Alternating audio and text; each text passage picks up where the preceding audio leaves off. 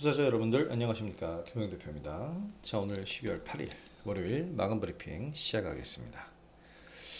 오늘도 우리 증시는 좋은 흐름을 보이고 있었고요. 미 증시는 강보합권 움직임이었는데 이번 주에 이제 연준의 FOMC를 앞두고 경계감이 강화되는 모습입니다. 그렇지만 우리 시장에선 하이닉스가 장 막판에 이제 급등을 보였는데 굉장히 좋은 흐름이었고요. 강보합권이었거든요. 근데 지지를 확실하게 보여주면서 로봇주 그리고 반도체 쪽으로 순환매는 지속되고 있습니다. 자, 내일 이슈들 체크를 하시고요.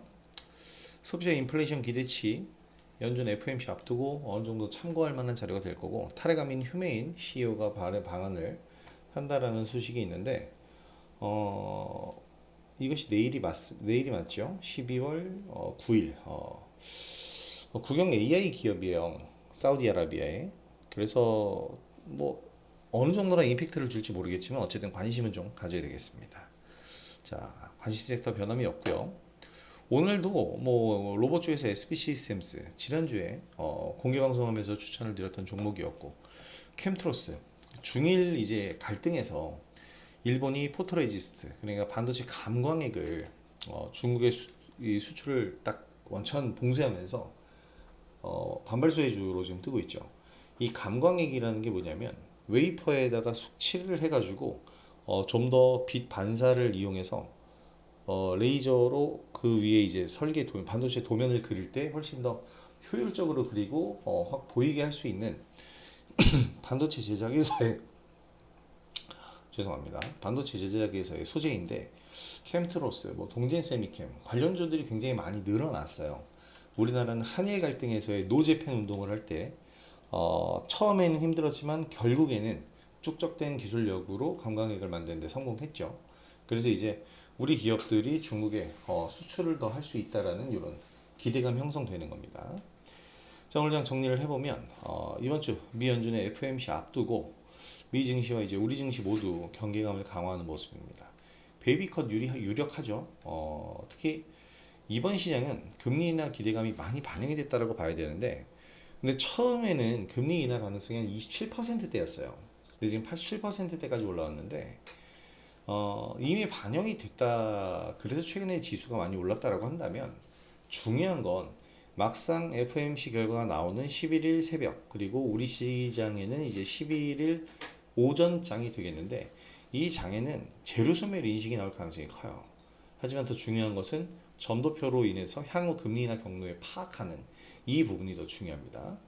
뭐 이번 FOMC가 올해 마지막 FOMC고요. 내년 금리를 몇 회나 얼마나 인하할 것인지 좀 주목을 해봐야 될 것 같습니다. 파월의 임기 종료 시점이 지금 다가오고 있잖아요.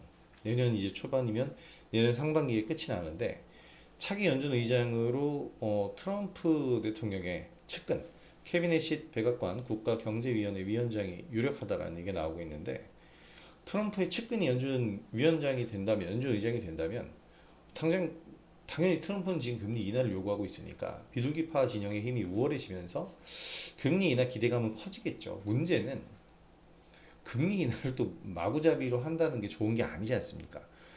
그러면 경제는 깜깜이가 되는 거예요. 돈을 풀어서 지금 현재 경제가 좋은지 안 좋은지를 모르게 됩니다. 장기적으로 미 경제의 신뢰를 흔들 수 있다는 거죠. 그래서 내년 연준의 행보에 우리가 관심을 좀 가져야 될 것 같고요. 이번 금리 인하는 뭐 기정사실로 받아들여지고 있기 때문에 말씀드린 것처럼 제로소멸 인식에 우린 더 신경을 써야 됩니다. 매물투와 경계감이 더 필요한 상황은 맞다고 판단이 되고요. 그렇기 때문에 이번 주는 단기적인 대응에 주력하는 것이 좋다. 중장기 종목들 같은 경우에는 예를 들어 삼성전자, 하이닉스, FOMC 금리 결정이 발표되는 11일 전후로 만약에 조정이 크게 나온다면 매수할 수 있는 좋은 기회가 될 거다라고 생각이 되고요. 중소형주 역시 지난주부터 오늘 월요일까지 불이 붙어서 상승을 하고 있어요. 근데 이 정도의 과일 양상이라면 물량을 좀 줄여나가는 게 맞습니다. 그래서 11일을 전후로 해서 역시 조정 구간 재매수를 노리는 전략으로 진행하는 것이 좋겠고요. 자, 오늘 장세로 여전히 로봇주가 강세를 보인다라는 것은 확인이 됐습니다. 그러면서 SPC 샌즈 상한가 터치했고, 중일 갈등에 따른 반도체 소재주 반사의 기대감으로 캠트로스 놓치지 않았죠. 또 한번 오늘 상한가 시세에 급등을 했는데 막판에 또 많이 밀렸단 말이에요. 내일 또 잘 봐야 됩니다. 윗꼬리가 오늘 일봉의 절반 이상이기 때문에. 자, 그래서 주도 섹터 놓치지 않으면서 연말 연초 중소형 주장세 최대한 활용하면서 수익 확보 나서 보도록 하겠습니다. 캠트러스를 좀 보면은 아니 윗꼬리가 갑자기 막판에 이렇게 달렸어요. 분봉 보시면 아시겠지만 왜지라는 생각이 들 정도로 이렇게 내렸는데 왜 오른 건 알지만 왜 떨어졌는지는 모르는 게 당연한 겁니다. 자, 이제 캠트러스는 HBM 생태계에 들어갔다라는 평가가 나오면서 지금 상승을 하고 있거든요. 포토레지스트는 반도체 수율을 높이는 데 필수적인 소재입니다. 자, 그래서 이 캠트러스 같은 경우에는 제가 볼 때 12월 1일에 이 상한가가 어떻게 보면 하나의 기점이었잖아요. 소외되어 있던 종목이었는데 하나의 기점을 만들었고 지난주에 내내 이 상한가를 기준으로 해서 횡보하는 모습 보이다가 오늘 5일차에서 5일선 받쳐놓고 올랐단 말이에요. 기술적으로 움직였다는 거예요. 차트대로. 그래서 내일부터 또 추적이 필요할 것 같고 내일 시초가 이하 지지력을 보인다면 내일 굳이 매수할 필요는 없지만 빠르면 내일 오늘의 윗꼬리를 장악하면서 올라가는 양봉이 나올 수도 있기 때문에 내일도 관심주로 보시기 바랍니다. 자, 그리고 제가 오늘 이제 여러분들한테 해드릴 얘기 여기 좀 보였지만 하이닉스예요. 하이닉스가 장 막판에 분봉 보시면 아시겠지만 갑자기 급등을 합니다. 오늘 하루 종일 오르긴 올랐어요. 그런데 갑자기 오후장 들어서 1시경부터 급등, 그리고 2시 이후부터 또 급등, 오후장 들어서 굉장히 급등을 보였는데 저는 이 이유는 명확하다고 봐요. 하이닉스의 최근 조정, 그러니까 최근이 아니죠. 11월 11일을 고점으로 해서 쭉 조정이 나왔는데 실적 발표 이후에 조정이 나온 거거든요. 조정이 과했다는 거죠. 이렇게까지 조정받을 이유가 무엇이냐? 없다라는 거죠. 지금 현재 하이닉스에 대한 지표, 모든 증권사의 분석은 긍정적으로밖에 나올 수가 없습니다. 지금 뭐 HBM 그리고 범용 모두 호황이 예상된다라고 나오고 있고 TPU가 등장해서 삼성전자가 많이 떠오르긴 했지만 내년이 되면요 TPU뿐만이 아니에요. 아마존의 AI 칩, MS 모든 AI 칩들의 각축전이 될 겁니다. 근데 중요한 건 뭐냐면 모든 AI 칩에는 그렇죠. 뭐 나중에 향후에 어떤 AI 칩이 나올지 모르지만 현존하는 AI 칩에는 모두 HBM이 투입됩니다. 마켓 볼륨이 커진다는 거예요. 기존에는 엔비디아에만 들어갔어요. 물론 기존에 SK 하이닉스는 슈퍼울로서 가격 결정의 우위에 있었어요. 그런데 SK 하이닉스와 같은 기술력을 가진 파운드리가 늘어나는 게 아니고 엔비디아와 같은 고객사가 늘어나요. 그러면 더 가격 경쟁력이 있는 상태에서 고객사가 늘어나니까 매출은 증대될 수밖에 없습니다. TPU, 구글의 TPU라고 해서 삼성전자 것만 쓸 수는 없잖아요. 삼성전자가 TPU의 60%를 차지한다고 해도 나머지 부분에서 SK하이닉스가 파고든다면 지금 파고들고 있고요. 파고든다면 하이닉스 측에서는 엔비디아 기존에 실적이 있는데 구글 실적이 더 늘어나는 거예요. 구글이 이제 내년에 이 TPU 생산량 대수가 엄청나게 늘어날 거라고 그러죠. 올해 170만 개인데 2028년에는 850만 개, 5배 수준의 증가입니다.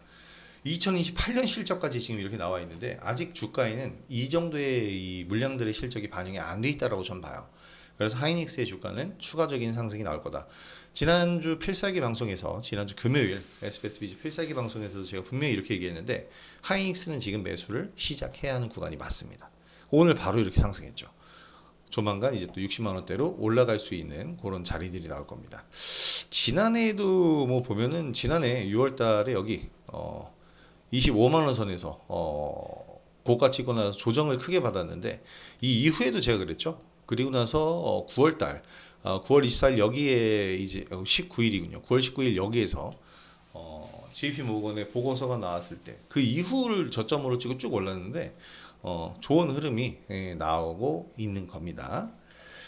자, 그다음 이제 또 로봇주를 보면은 야, 오늘 클로봇, SPH 시스템스, 그리고 DIC 어마어마한 상승을 보였어요.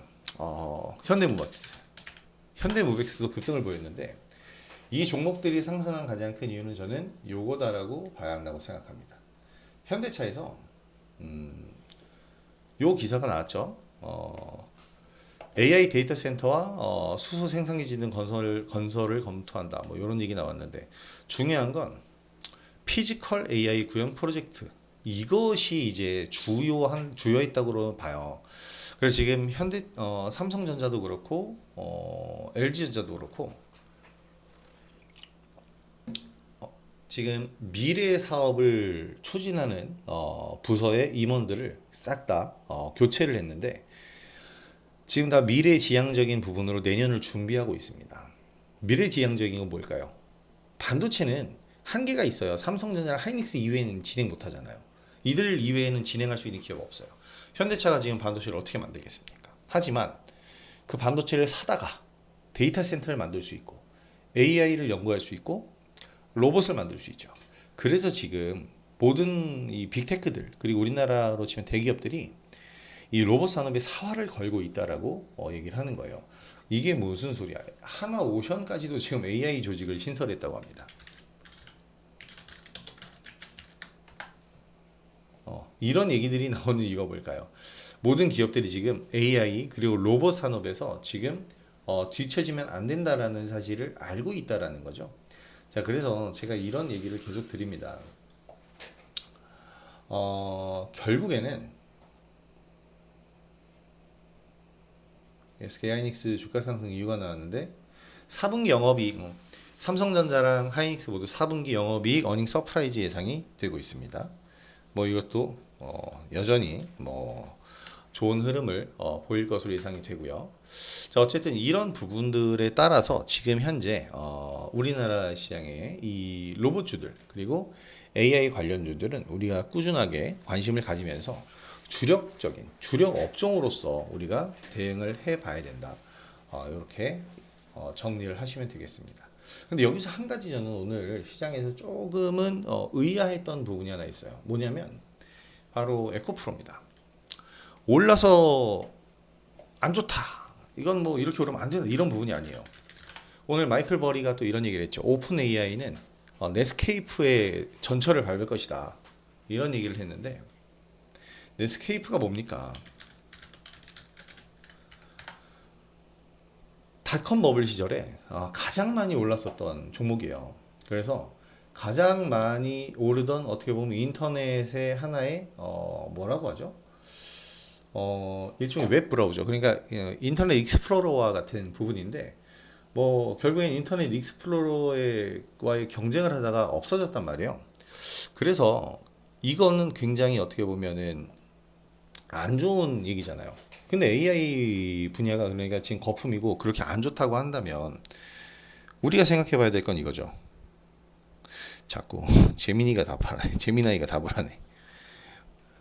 지금 2차 전지가 오르는 가장 큰 이유가 뭐냐면 전기차 업황이 아니에요.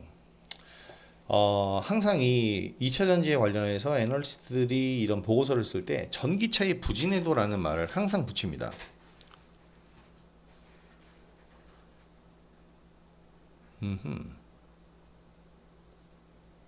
잠시만요.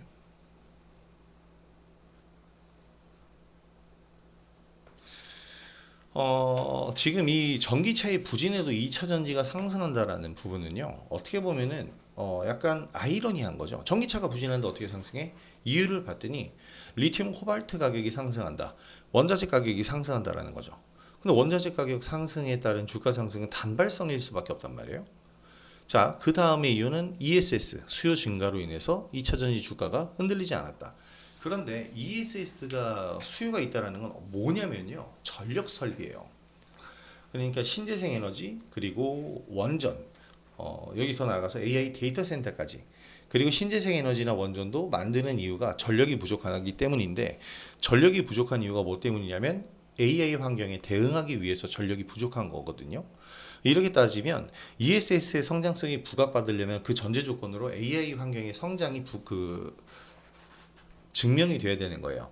이미 뭐 AI 환경의 성장은 증명이 됐는데 여기서 AI는 버블이다 라고 얘기를 한다면 마이클 버리 같은 사람이 이게 버블이라면 2차 전지도 올라서는 안 된다는 얘기죠.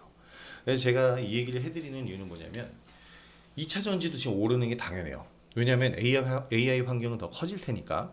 그런데 지금 AI는 거품이야라고 얘기하고 지금 수급도 매도 포지션을 취하는 이유들이 많이 올랐기 때문입니다. 그런데 자신들이 팔고 나서 더 오르면 안 되니까 팔고 나서 떨어져야 하는 이유들을 계속 압박을 주는 거예요. 마이클 버리 같은 경우에는 풋옵션을 잡았고 그 다음에 떨어져야 이제 돈을 버는 구조이니까 수급적인 이슈에 의해서 이렇게 얘기를 하는 거지.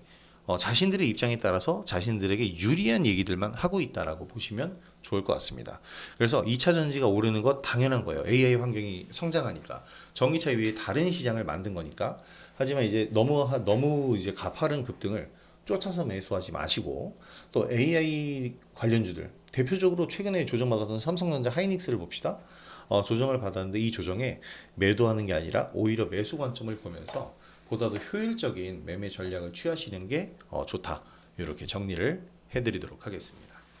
자, 오늘 장세도 우리 시장은 굉장히 강한 장세이지만 이번 주에 FOMC 금리 결정이라는 중요한 이벤트가 있으니까 요거 기다리면서 단기적인 대응에 집중하시기 바라고요.